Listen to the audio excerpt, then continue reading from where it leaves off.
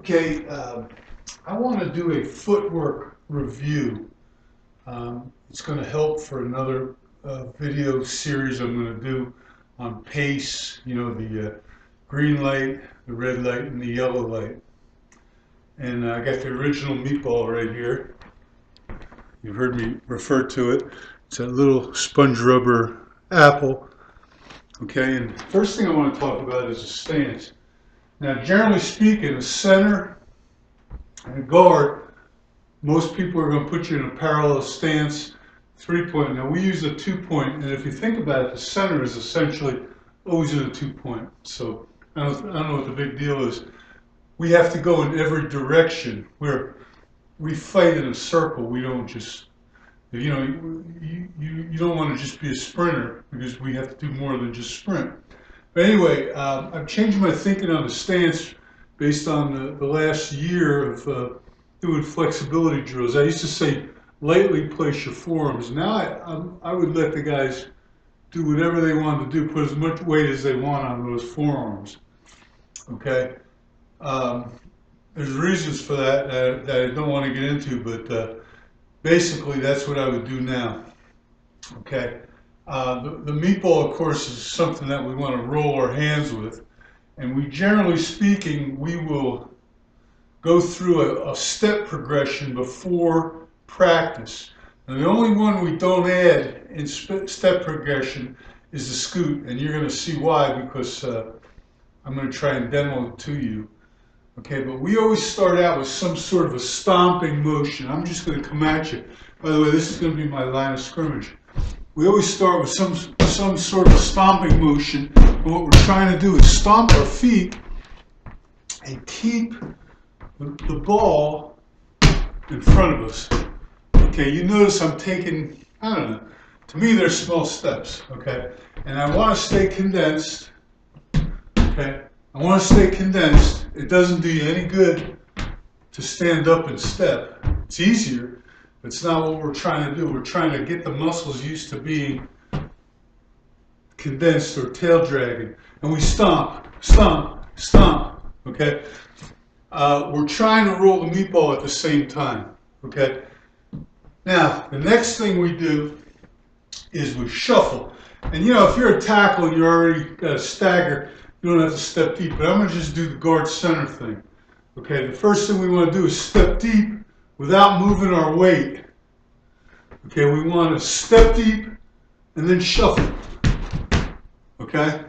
And what we're trying to do is get close to a guy without turning, okay, and get as close to him as we can so that we're in a kind of a striking position in case we have to scoot.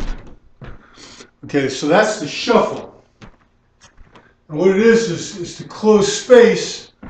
Again, okay, and by the way, this is a brace.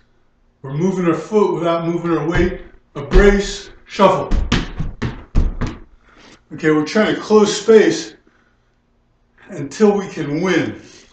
So, if I brace right away, and I can win because this guy shot up of the field, I'm deep enough to go get him. Okay? If I step right at him, and he shoots up the field, I got to cross over to go get him. Okay, so that's the idea of the shuffle. Now the next thing we do, and this is recent, but we do this, we call it jitter off of the downshift. I used to make him take a brace. Now I just make him go like this. Okay, it's a downshift. Quick step, replace, rewind, rewind, shuffle, shuffle, hammer. Okay, so once again, downshift, replace, rewind, rewind, shuffle, shuffle, hammer. Okay, and the thought process there is again getting us to move our feet without moving our weight. Move our feet without moving our body. Does everybody understand what I'm talking about? Let me do it in front of you. Okay, downshift, replace, rewind, rewind, shuffle, shuffle, hammer. Okay? Now you might lose a little ground when you shuffle. I don't care. All right, it's not a big deal. Try not to. Try to hold the line of scrimmage, but it might have to happen. Okay. The next thing we talk about is the arc. Now the arc would be going in. I'm a backside player, and I'm trying to encircle somebody, encircle them. Okay, so if this were a defensive lineman right here, okay, and I stepped right at him, I can hit him, but if the ball is being run way over there, I got a problem. I want to step deep, gallop, and encircle when I can win. When I can win. Okay, and I talk to coaches about this footwork all the time, and they tell me, oh, you don't need it. No, you do need it. Okay, and got this footwork really from, I don't know how long ago it was, but when Bill Callahan was the offensive line coach at the University of Wisconsin back in, I don't know, when was it, the 30s? I don't know, long time ago. Okay, I saw his people doing stuff like this. Now, when we shuffle, okay, we can turn the turret, but we don't want to turn the tank. This is the tank, the hips. Okay, when we arc, we want to step deep just like we're stepping deep on a brace, but this time we want to transfer our weight. Okay, we want to turn the tank. Basically what I say is your pecker's pointed north unless you arc. And the idea being that you want to encircle this chair here. Okay, so what I do is I step deep, weight shift, gallop, step deep again, and then gain ground when I can win. And the thought process is this.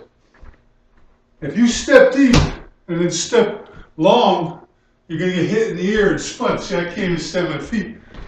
Okay? Now, if you're just running out of there, great. But if you're a tackle trying to encircle a 3 technique and you want to put your face in the butt of that guard who's tied up with him somehow, okay, this is how we do it. Once again, stepping deep, turning the tank, one gallop, and turn up when we can win.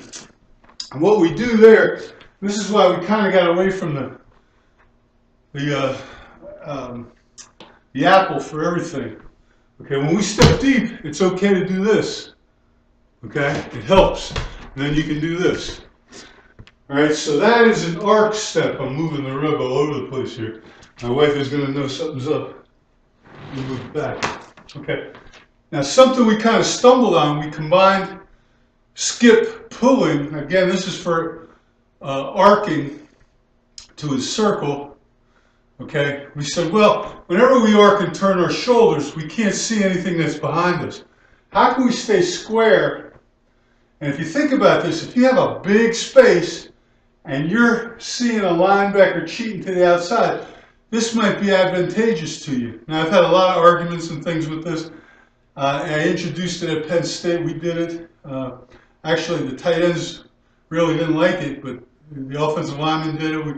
We started doing it way back in, I think, 210 at Elon. And it's just, all it was we said, well, we skip pull. Why can't we skip overtake? So this is literally what it is. Now the trick, the problem is this. Everybody wants to do this. Okay? Don't uncondense. Keep nice and low. And it looks like a karaoke. Okay, Coach McWhorter at Penn State would let his guys karaoke like this. I don't know, it flies in the face of fundamentals for me.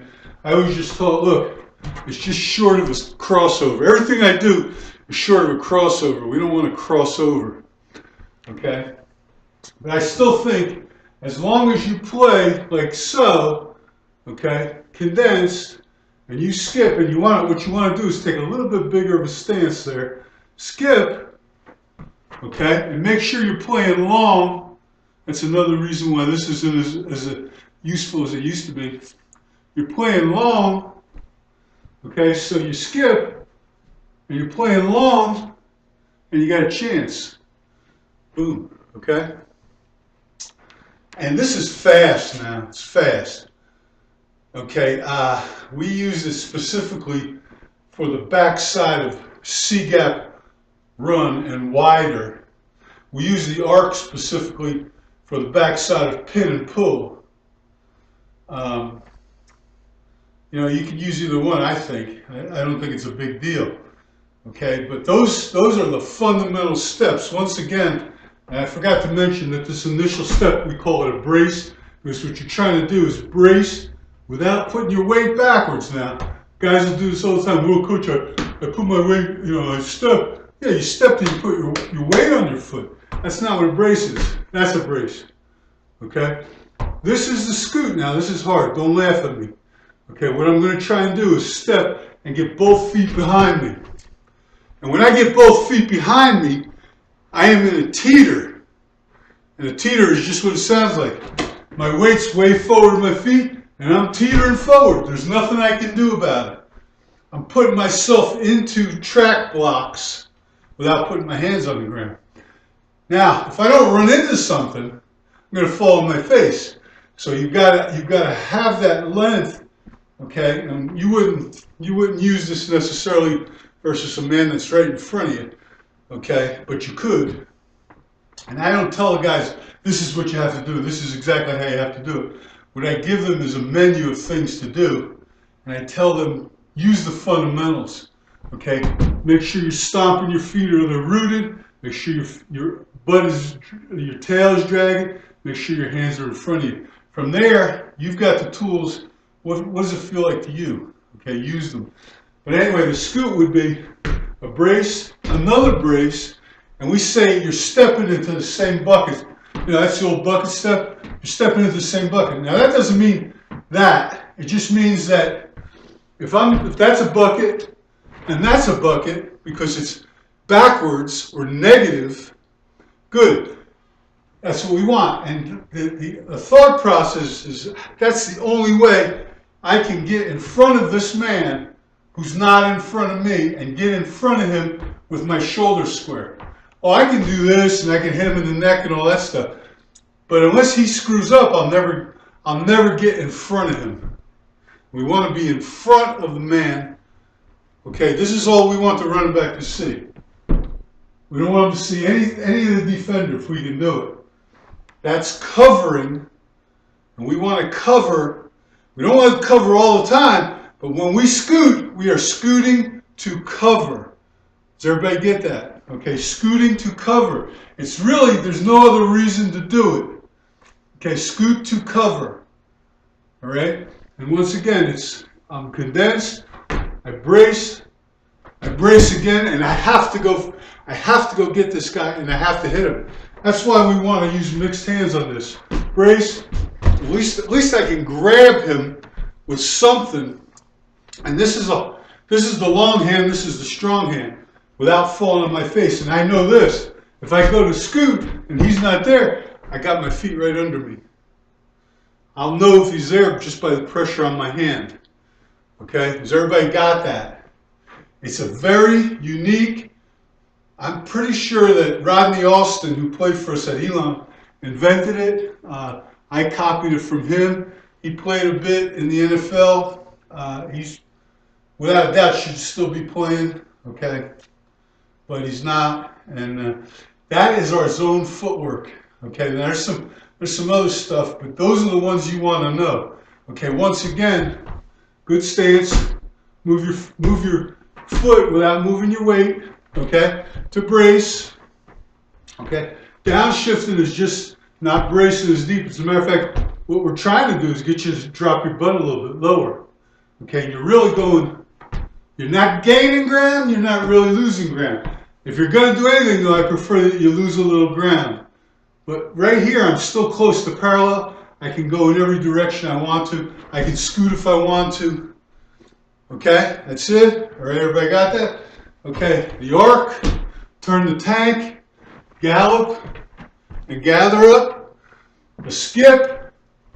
Okay, just short of the crossover. Okay, two long hands, and a scoot. Okay, step in the same bucket. Never on any of these let your weight go backwards. Never do that. Your feet can go negative, your weight cannot go negative. If it does, you'll be punting a lot. Okay, everybody got that? All right, hopefully that's decent. Bye.